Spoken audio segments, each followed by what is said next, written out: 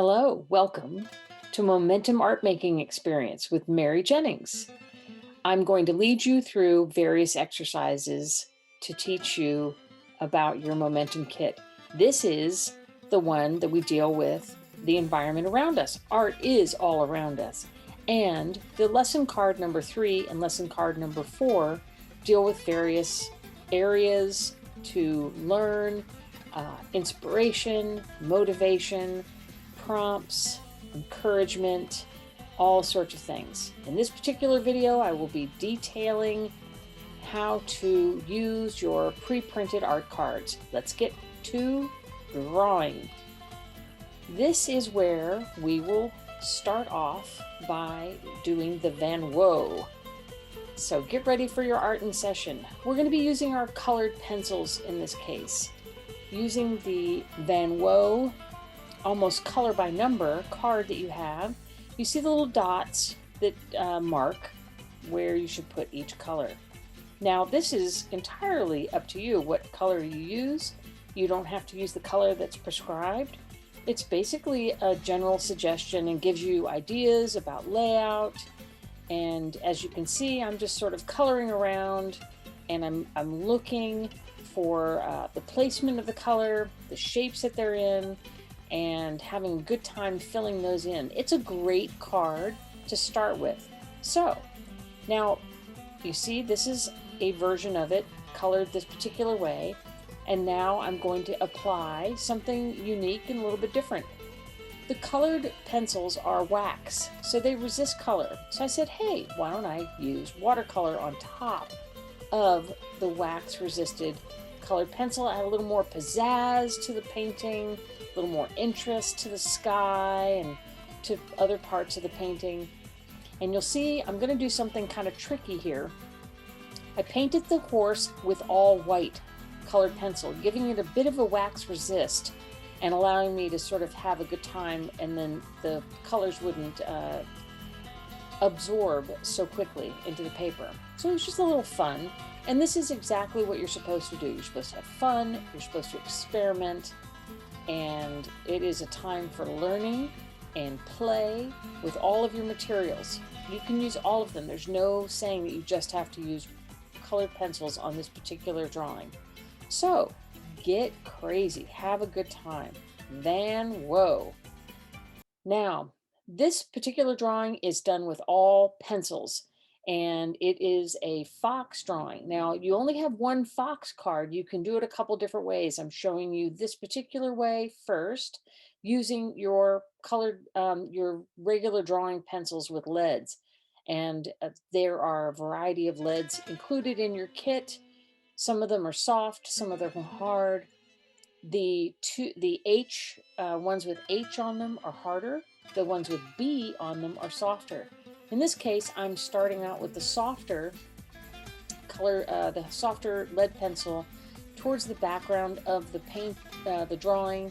And the reason I'm doing it that way is because it is softer and I can apply more lead to the background, which when I'm finished, I intend on using the background in more of a soft feeling. So I'm going to be using my blending stump. When I'm completed this drawing, I'm going to work on the background with the blending stump and sort of soften the edges. So the background of this particular drawing is, wildlife, it's nature. And as you can see, I'm not doing outlines or hard surfaces. I'm basically taking my pencil, and I'm sketching in all different directions with all different sort of pressure applied as I'm drawing. You'll also notice that the direction of my color pencil matters. It matters in some cases more than others. So if you can see where I'm doing the fur on the fox's tail and the fur on its back, I'm really trying to get my colored pencil lines in a certain direction to mimic the texture of the fur. And I started with my softer pencils towards the back, maybe the 6B, maybe the 4B, and then I'm moving with the harder pencils more towards the fox for a more detailed look and impact and effect. So, and another thing you'll notice is that I'm using a variety of different pressures as I apply the pencil. If I have a darker area, I'm obviously going to apply more pressure. I'm going to use more material on that. I'm going to make it a darker area. I'm also making sure I don't work just from left to right. I am working the entire drawing at the same time. And it's important to do that because that way you won't get something too light or too dark. You will have a good idea of what should be at its lightest and what should be at its darkest. The ideal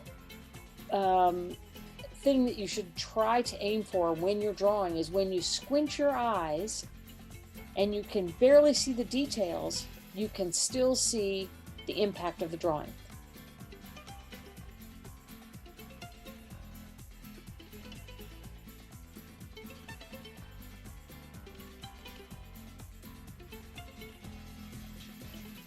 Now you see here I'm using the blending stump.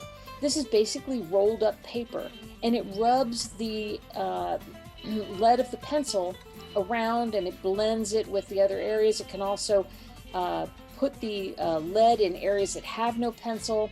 This is avoiding the oils from your hand being applied to the paper, which makes it just a mess, an oily mess. And this is a great way to add detail and interest to your drawing with the blending stump. You see I'm avoiding the fox itself with the blending stump, therefore making the fox stand out a little bit more with the drawing. Now, in your kit you have an eraser. Now the eraser is good for obviously bringing out highlights in a drawing, and you can see I'm shaking the erasers off of my drawing. I'm not running my hand through it.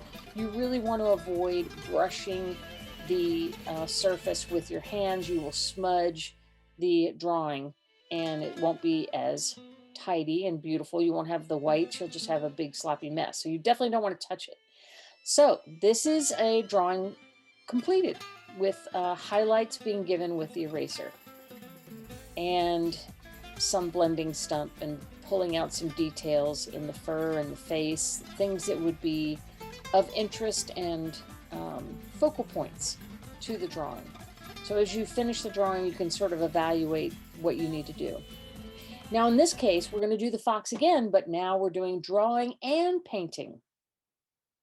This is the watercolor version of the same fox printout that you have.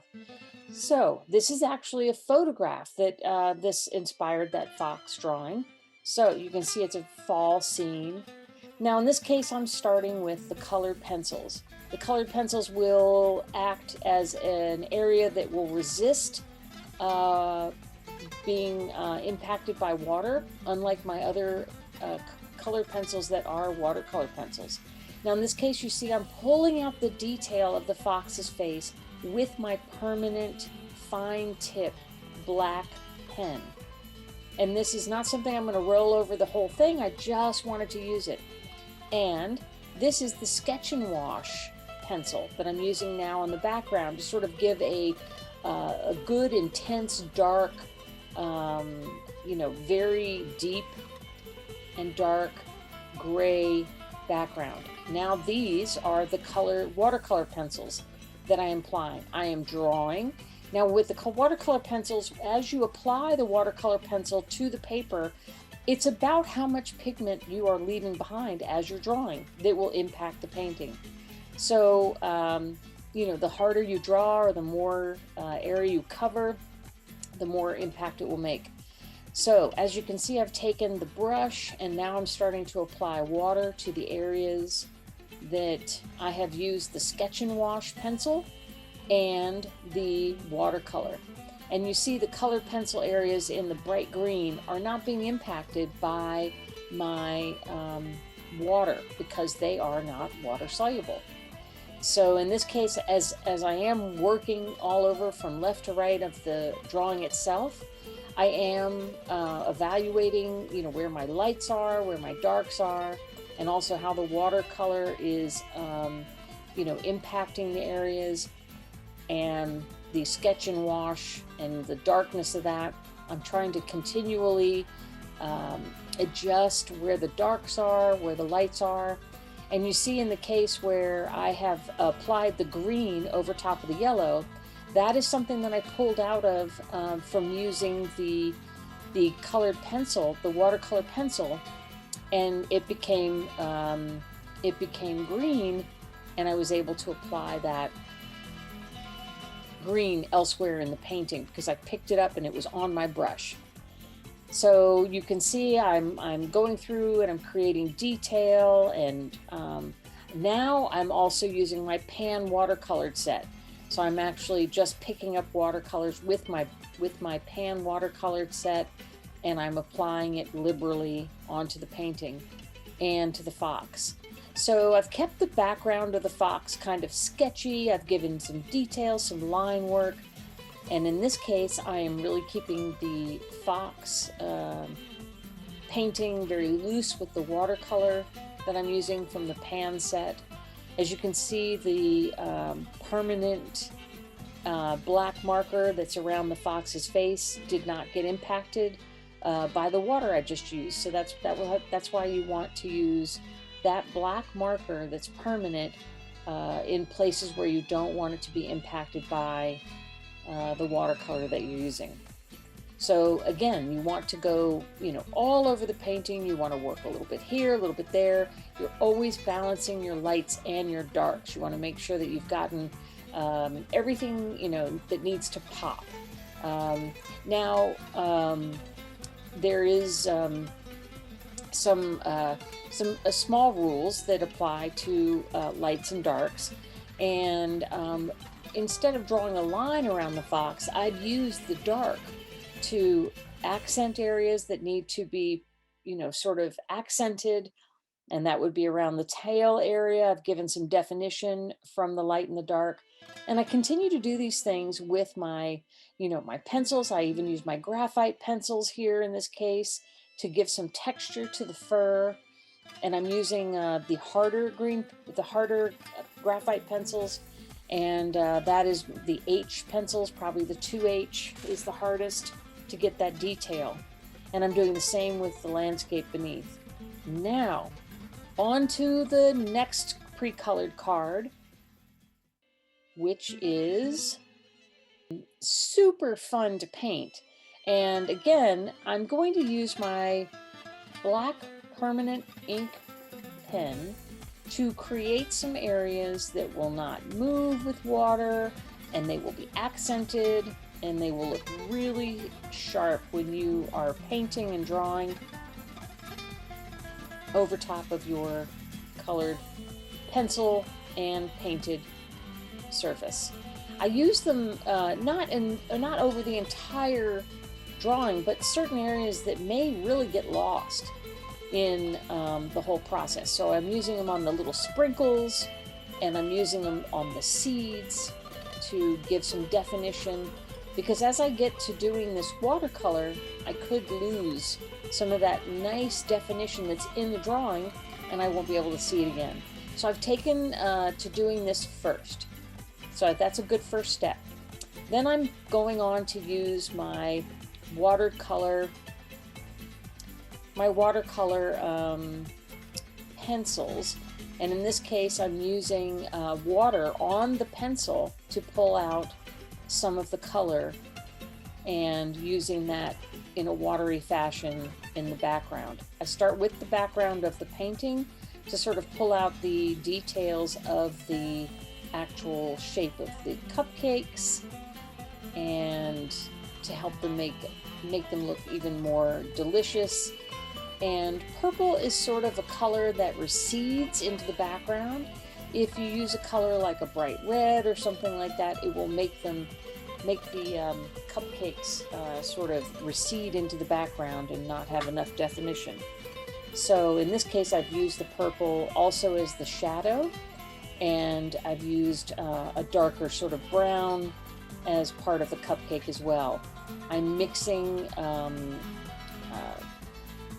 areas with using the watercolor pencil, and then Now I'm applying water to the watercolor pencil area to work the paint a little bit better, to add some more detail, to work into the shadowing areas and make that definition. And now I'm going to work on the cupcake portion of the cupcakes. So under the cakey portion, you kind of almost want to start from the back to the front, or what would be underneath to the top. And that's just a good way of practicing how to do this. So you see I'm adding interesting colors, having a good time with varying my application. And now I'm going to work on the icing. Now the icing is interesting because there are different folds in the icing, and I don't want to make them too dark because it's icing, but then again, why not? So I'm going through and I'm having fun with color. So I'm taking the icing and I'm making it sort of a purple icing. And you can do any color you want. Obviously, you don't have a reference really for what you're doing. But the main purposes of this is to show the folds in the icing. And you can do that either with your colored pencil, you can use your pan paints, you can use anything. But to make it look light and fluffy is a great goal. And then I will go into doing most likely the tops of the strawberries. Now, I've kind of taken, this might be, you might not notice this, but I'm putting shadows underneath my sprinkles in advance. When I go through, and I'm going to go through to make the colored sprinkles, probably one of the last things I'm going to do, they will already have a shadow underneath them. They almost look like they're sitting on top of the icing already. So now I'm going through and I'm working on the strawberries, and this is going to be kind of fun. So I'm laying out the color in a general way. Yes, the yellow's on top, but I'll tell you that helps. Look at this. So I'm taking my big brush and I'm making one clean brush swoop over with water, and that really makes a big pop of color and value and interest.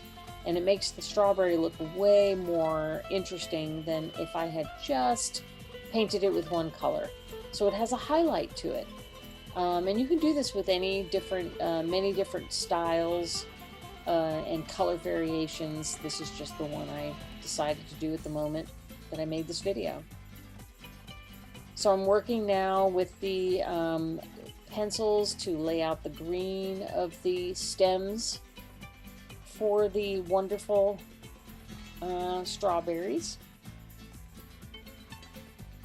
And I'm adding some big long stems for interest, even though those are not painted in or colored in your page that you've been given. And I also want to point out that when you add red to green, it creates a little bit of a natural shadow because those two colors cancel each other out.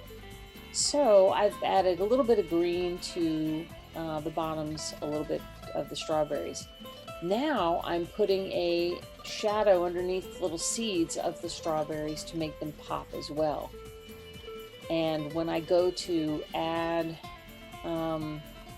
interest to these other areas, those will already have the shadow underneath. Now's a great time to start adding interest to your little toppings, bright colors. So I've taken turquoise. I think I've gotten this turquoise from the pan set. And I'm rolling through and adding special colors to that and making sure that everything looks delicious and inviting. And where the darks need to be reapplied, you go back a little bit while it's dry, and you can rework some of that color and add the detail. And there we have it.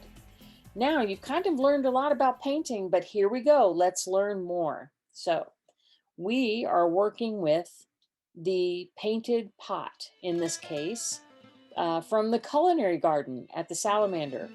So in this case, I really want to do more just brushwork.